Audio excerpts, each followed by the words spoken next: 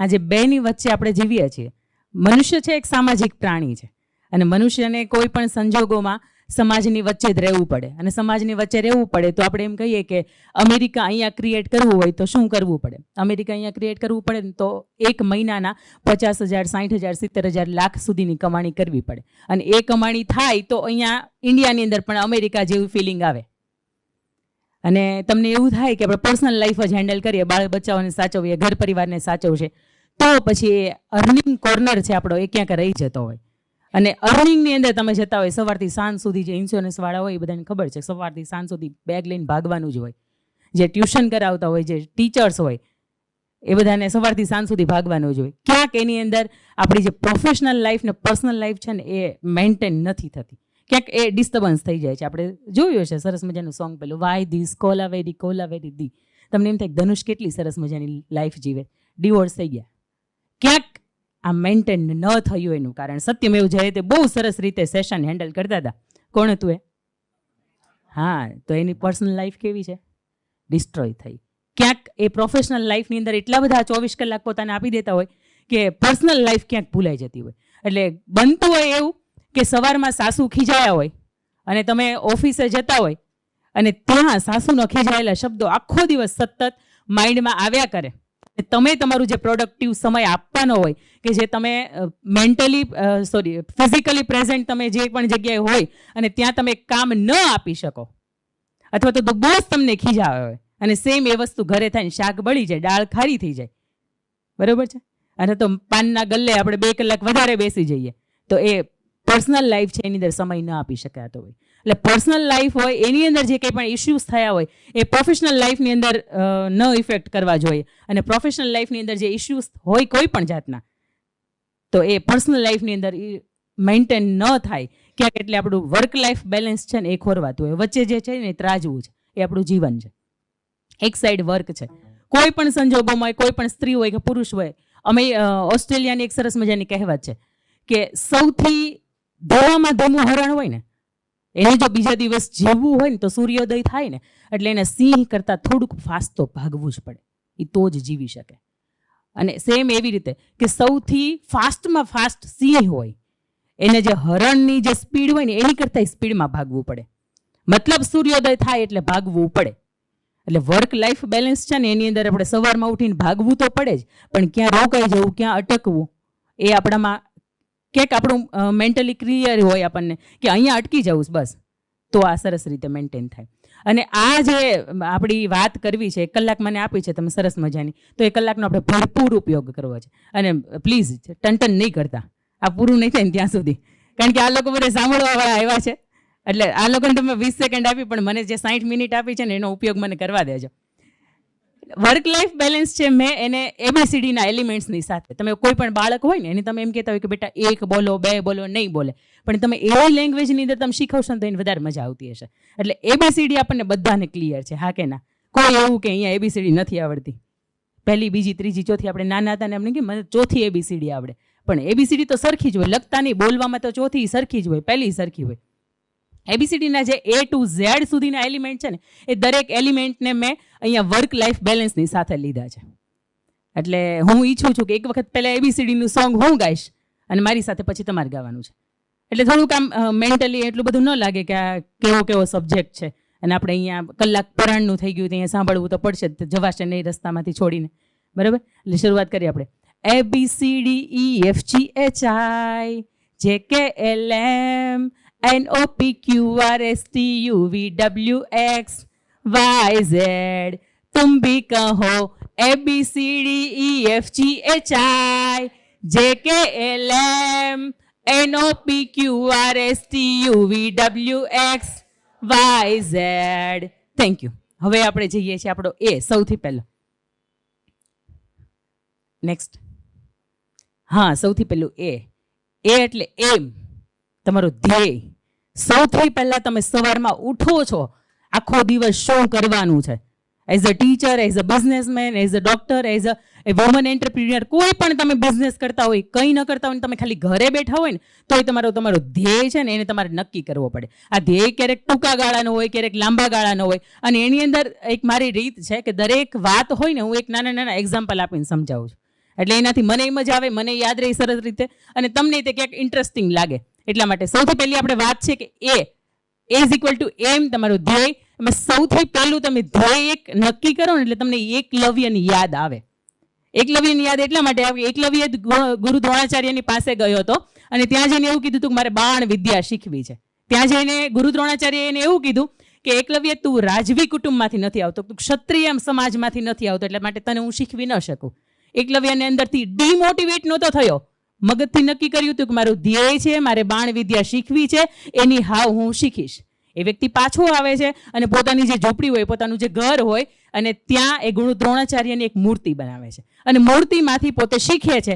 જે છુપી છુપી રીતે એ જોવે ગુરુ દ્રોણાચાર્યને, પછી મૂર્તિની સામે પોતે બેસે અને એમાંથી એક જ્ઞાન પ્રાપ્ત કરે છે.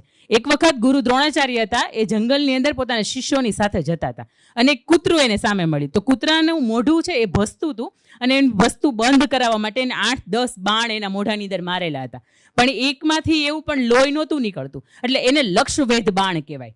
અને ગુરુ દ્રોણાચાર્યને એવી ખબર પડી કે મેં મારા જે શિષ્યો છે એને આ લક્ષ્યવેધ બાણ છે એ ક્યારે પણ શીખવાડ્યા નથી, તો આ લક્ષ્યવેધ બાણ છે એ આ કૂતરાની ઉપર પ્રયોગ કોણે કર્યો? એને ખબર પડી કે છેલ્લે એકલવ્યએ પ્રયોગ કર્યો.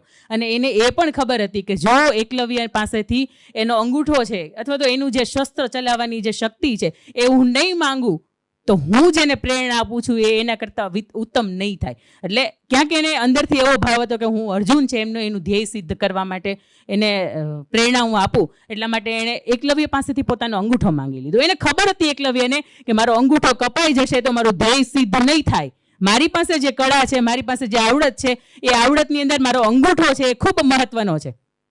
તેમ છતાંય તે ગુરુ દક્ષિણામાં માંગ્યો તો આપી દીધો. મતલબ કે દોસ્ત, ધ્યેય એવું બનાવજો કે ધ્યેયને પ્રાપ્ત કરવા માટે વચ્ચે જે કંઈ પણ હર્ડલ્સ આવે, જે પણ મુસીબત આવે, એ મુસીબત એક બાજુ, પણ આપણે આપણા ધ્યેય સુધી પહોંચી ગયા. આજે તમે હું આજે અર્જુનની સાથે એકલવ્યને યાદ રાખીએ છીએ એનું રીઝન એ છે કે એનું ધ્યેય છે ને એ ક્લિયર હતું. એના પછી મેં બીજો પ્રસંગ અહીંયા લીધો છે કે 16 વર્ષની ઉંમર હતો અને એક સરસ મજાનો ક્રિકેટર હતો આપણો. 1989ની વાત છે અને જ્યારે પાકિસ્તાનની વચ્ચે આપણી મેચ ચાલતી હતી, મને યુદ્ધ વધારે મગજમાં આવી જાય, પાકિસ્તાનની વાત આવતી હોય ને એટલે 1989ની અંદર એ ચાલતી હતી અને 4 બેટ્સમેન આપણા આઉટ થઈ ગયા હતા. 5મો અને 6ઠો પીચ ઉપર હતા અને 5 ઓવરની અંદર એમ કહેવાય કે 25 રન માંડ થયા હતા.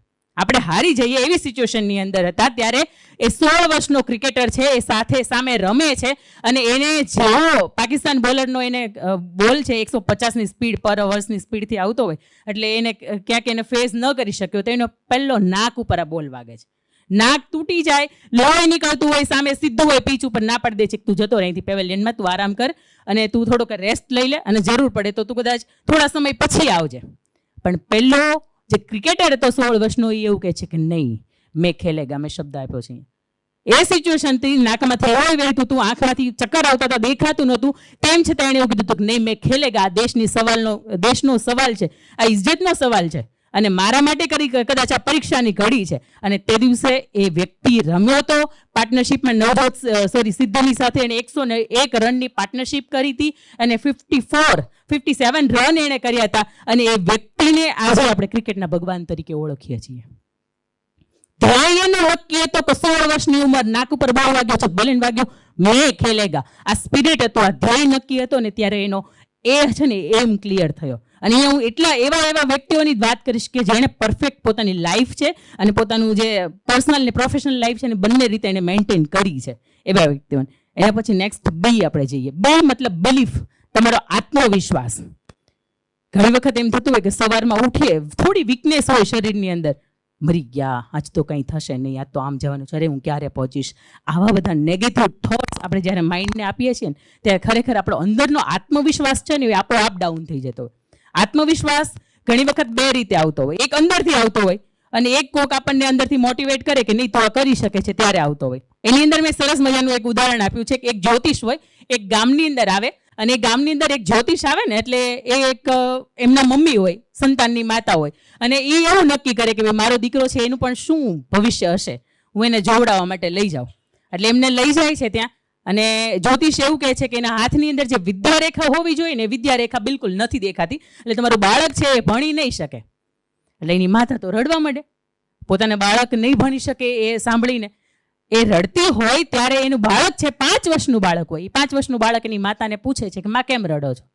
એટલે કે બેટા તે સાંભળ્યું, પહેલા એવું કીધું કે મારું બાળક છે એ ભણી નહીં શકે, બેટા મારે એવી ઈચ્છા હતી કે તું ખૂબ ભણે, તું ખૂબ આગળ વધે ને ખૂબ તું નામના કમાય, મારી એવી ઈચ્છા હતી. માં તમે ચિંતા નહીં કરો, વિદ્યારેખા ક્યાં હોય? એટલે એની માએ બતાવી કે વચ્ચેની જે લાઈન હોય ને એ વિદ્યારેખા હોય. એટલે એ બાળક દોડતું કિચનમાં જાય છે, ત્યાંથી ચાકુ લાવે છે ને પોતાના હાથેથી એ વિદ્યારેખા દોરે છે, એ ચાકાની અણીથી દોરે છે. એટલે એને માં એને પૂછે છે કે વાલથી કે બેટા તું શું કરે છે? ભગવાન ભૂલી ગયા આપતા હું દોરું છું. માં તું ચિંતા ન કર, હું ભણીશ અને હું ખૂબ મોટો ભણીશ અને તને નહીં હું આખા રાષ્ટ્રને ગર્વ અપાવીશ ને હું એટલો ભણીશ. એ વ્યક્તિ ભણે છે, BA BEd કરે છે, MA BEd કરે છે, વિદેશની અંદર જઈને PhD કરે છે અને ફરીથી પાછા ભારત આવે છે અને ભારતની અંદર પોતે રાષ્ટ્રપતિની ચૂંટણી લડે છે અને રાષ્ટ્રપતિ એ બને છે અને 5 વર્ષની રાષ્ટ્રપતિની પદવી પૂર્ણ કર્યા પછી એ બીજી વખત એ નાયબ રાષ્ટ્રપતિને જે નીચેનો દરજ્જો હોય એ 2 ટર્મ એટલે 15 વર્ષનું એનું રાજકીય જે જીવન ધોરણ હોય એ પૂર્ણ કરે છે. અને એ વ્યક્તિ ભણ્યા કારણ કે એને આત્મવિશ્વાસ હતો ને આજે એમનો જન્મદિવસ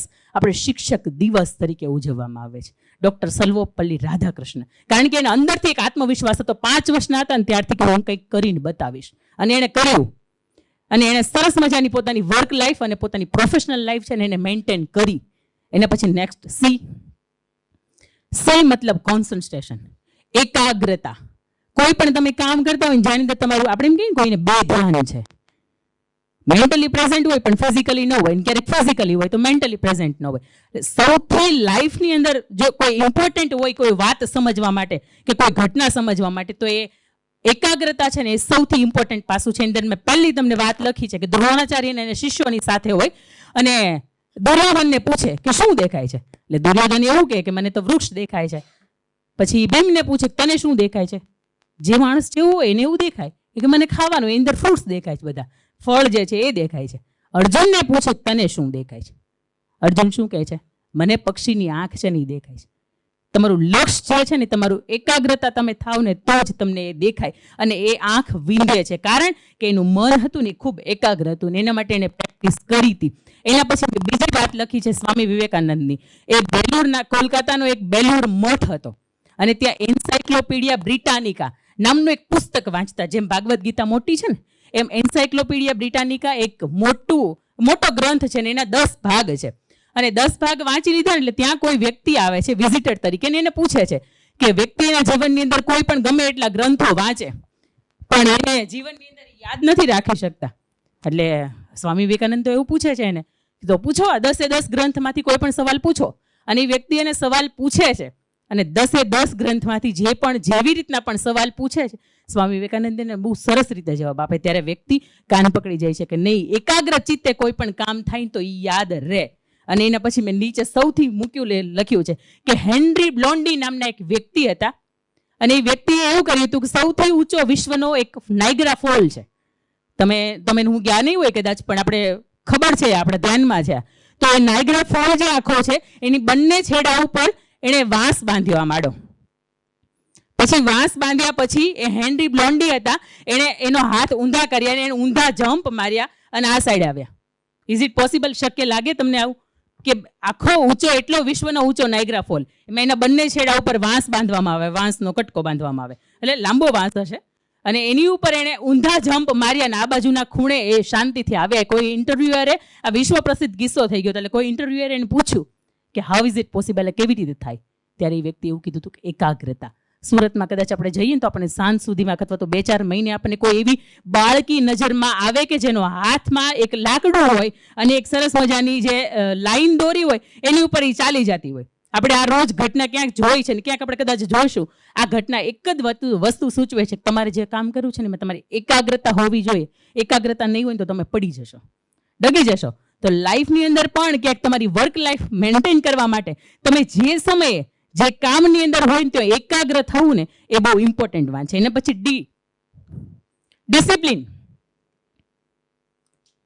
ડિસિપ્લિન, શિસ્ત. આ વાર્તા કદાચ તમે બધાએ સાંભળી છે. આ વાર્તા કંઈક એવી છે કે એક બાળક હોય એનામાં ઘણી બધી કુટેવ હોય, પોતાની વસ્તુ હોય એને એક બાજુ મૂકી દેતો હોય કે પોતે ક્યાંય પણ જાય તો ગંદો થઈ જતો હોય. એટલે એના પપ્પાને આ વાતથી તકલીફ, એટલે એના પપ્પા દરેક વાતે એને રોક્યા ટોક્યા કરે. એને શિસ્ત કેમ રહેવાય, કેવી રીતે શિસ્તમાં રહેવાય એવી રીતે એને શીખવાડ્યા કરે. એટલે બાળકને ક્યારેક એમ થાય કાં તો મરી જવું છે ને કાં તો મોટું થઈને નોકરી કરીને વિદેશમાં ભાગી જવું છે, પણ મારા પપ્પાની સાથે હવે મારે રહેવાની લિમિટેશન પૂરી થઈ ગઈ. એક ઇન્ટરવ્યુઝ ગોઠવાય, એક ઇન્ટરવ્યુની અંદર પોતે ભણતર પૂરું થઈ જાય અને ત્યાં જાય, એટલે ત્યાં જઈને પેલા ઇન્ટરવ્યુઅર્સની અંદર જે પણ વ્યક્તિ પાછા આવતા હોય ને એ વ્યક્તિ જોવે, જે પણ બહુ સારી વેલ એને પીએચડી કર્યું એવા ડિગ્રી વાળા લોકો હોય ને એ રિટર્ન થતા હોય. એટલે પેલો પૂછે કે શું થયું, અંદર ના પાડે છે? તો કે હા કંઈ સવાલ નથી પૂછતા, પણ એમને ના પાડી દે. તો આને એમ કે કદાચ મને ના પાડશે. અંદર ગયો એ વ્યક્તિ અને ત્યાં જઈને પેલા ઇન્ટરવ્યુઅર્સ હતો એવું કહી દે છે કે you are selected, you are higher, આવતીકાલથી તમે જોઈન કરી શકો છો. પેલો વ્યક્તિ આમ ચોંકી જાય છે કે મારું એવું કારણ શું, મેં અહીંયા તમને કોઈ સવાલ તો જવાબ તો આપ્યો નથી, તેમ છતાંય તમે મને સિલેક્ટ કેવી રીતે કર્યો? ત્યારે વ્યક્તિ એવું કહે છે કે જ્યારે તું અહીંયા કેમ્પસમાં દાખલ થયો ને ત્યારે નીચે કાગળિયો પડ્યો હતો, એટલે લઈને એને ડસ્ટબિનમાં નાખ્યો. તારા બાપાની જગ્યા નહોતી, તેમ છતાંય તો તું શિસ્તમાં હતો. તું અહીંયા દાદર ચડતો હતો ત્યારે 1 કે 2 લાઇટ ચાલુ હતી, તે સ્વિચ બંધ કરી. આ તારું પોતાનું કોઈ નહોતું અને તેમ છતાંય તે જાળવ્યું. તારી અંદરનું જે કંઈ પણ છે ને એની અમારે કંપનીને જરૂર છે. ઘણી વખત વ્યક્તિ તમને માપણી કરતું હોય ને તો આવી પણ બાબત હોય કે તમને ડિસિપ્લિનથી માપણી કરતું હોય. એટલે લાઈફની અંદર ડિસિપ્લિન છે ને એ તમારી પર્સનલ લાઈફ હોય તોય ભલે, તમે ઘરે રહેતા હોય ને તમારું નાવાનું ટુવલ તમે ગમે ત્યાં ફેંકી દેતા હોય તો એ ડિસિપ્લિન નથી, એ નથી જ.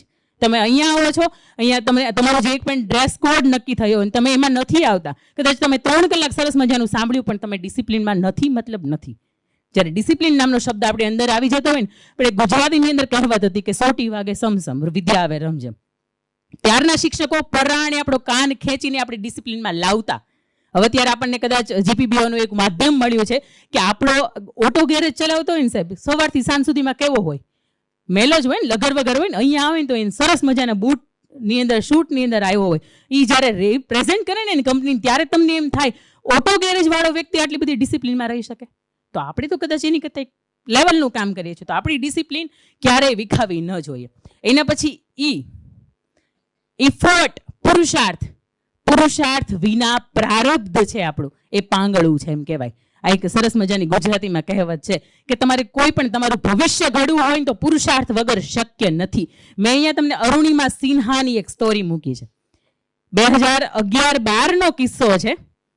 અને અરુણિમા સિન્હા નામની એક વ્યક્તિ જે 22-23 વર્ષની ઉંમરની, અને એ વ્યક્તિનો એનો પર્સ કે કોઈ પણ વસ્તુ એની હતી એ ચોરને ચોરી જવી હતી. એટલા માટે એ વ્યક્તિ અહીંયા જ્યાં રેલવે સ્ટેશન પાસે ચાલુ રેલવેમાં ઊભી હતી તેનો ધક્કો માર્યો, એ વ્યક્તિ પડી જાય છે અને અનફોર્ચ્યુનેટલી પોતાનો એક પગ છે એ ગુમાવી બેસે.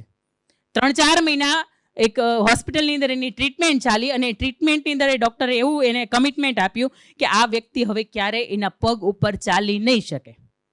ઓન ધેટ ટાઈમ એ વ્યક્તિ નક્કી કરે છે કે હું ચાલી નહીં શકું, હું દોડીશ એને વિશ્વનો સૌથી ઊંચો એમ કહી શકે કે માઉન્ટ એવરેસ્ટ હું સર કરીશ. અને આ ડૉક્ટરને એના બધા જે મને એવું કહે છે ને કે નહીં કરી શકે એને હું ખોટી પાડીશ. એને કારણ કે હું અંદરથી એવો પુરુષાર્થ કરીશ, મારામાં મહેનત કરવાની તાકાત છે. એ વ્યક્તિ પુરુષાર્થ કરે છે અને જ્યારે એનો પગ તૂટ્યો હતો ને એના 1.5 વર્ષની અંદર 1976ની અંદર આપણા ભારતના એક વ્યક્તિ હતા કે જે માઉન્ટ એવરેસ્ટ સર કર્યા હતા, એની પાસેથી ટ્રેનિંગ લીધી. એ વ્યક્તિ ચડે છે, ઉપર જાય છે અને ઓક્સિજન પૂરો થઈ જાય છે. ઉપર તો ઘણી વખત જઈ શકાતું હોય પણ ત્યાંથી નીચે આવો ને તો તમે ચડ્યા કહેવાય. ત્યાં જાય છે અને ત્યાં એને કોઈ બેંગ્લોરનો કોઈ વ્યક્તિ મળે છે ને એ એવું કહે છે કે હવે મને એવું નથી લાગતું કે હું નીચે નહીં જઈ શકું. અરુણિમા, તારી પાસેથી ઓક્સિજન પૂરો થઈ ગયો ને તો તું મારો ઓક્સિજન લઈ લે. એટ ધેટ ટાઈમ અને એ વ્યક્તિ એને ઓક્સિજન આપી દે છે અને એ વ્યક્તિ ઓક્સિજનના માસ્કની સાથે પોતાના એક પગ લોહણ થઈ ગયો હોય તેમ છતાંય તે નીચે આવે છે અને ઉપર પોતાનો રાષ્ટ્રીય ફ્લેગ લહેરાવે છે ને ઉપરથી કહે છે કે જેણે મને એવું કીધું હતું, મારા ડૉક્ટરોને ખાસ મારે આ વિડીયો કહેવો છે કે એને મને એવું કીધું હતું કે હું ચાલી નહીં શકું, એને મારો ખાસ વિનંતી છે કે હું ચાલી નથી શકી પણ હું માઉન્ટ એવરેસ્ટ છે ને એ દોડી શકી છું, એ ઉપર સુધી પહોંચી શકું છું. મને કદાચ કંઈક કોક આવું કહેવાવાળું ન હોત ને તો એ સમયે બેડ ઉપરથી મને આવો વિચાર ન આવત. કોઈ વ્યક્તિ જ્યારે આપણને નેગેટિવ થોટ્સ આપે ને ત્યારે એને આપણી પ્રેરણામાં કન્વર્ટ કરીએ ને તો આપણી અંદર પુરુષાર્થ કરવાની આ ભાવના છે ને એ જાગે. અને એના પછી મેં નીચે લખ્યું ભગવાન દરેક બાળક હોય ને એની છઠ્ઠી હોય તો એની જે કોરી આપણે નોટબુક મૂકીએ ને, પેન મૂકીએ તો એની અંદર શું લખે છે. શૈલેષભાઈ સતપરિયા ખૂબ મજાની આ વાત કરે છે કે આખી ઘટના કહે છે પણ એની અંદર ભગવાન એવું લખે છે કે તથાસ્તુ, તું જેવું ઈચ્છે ને એવું તું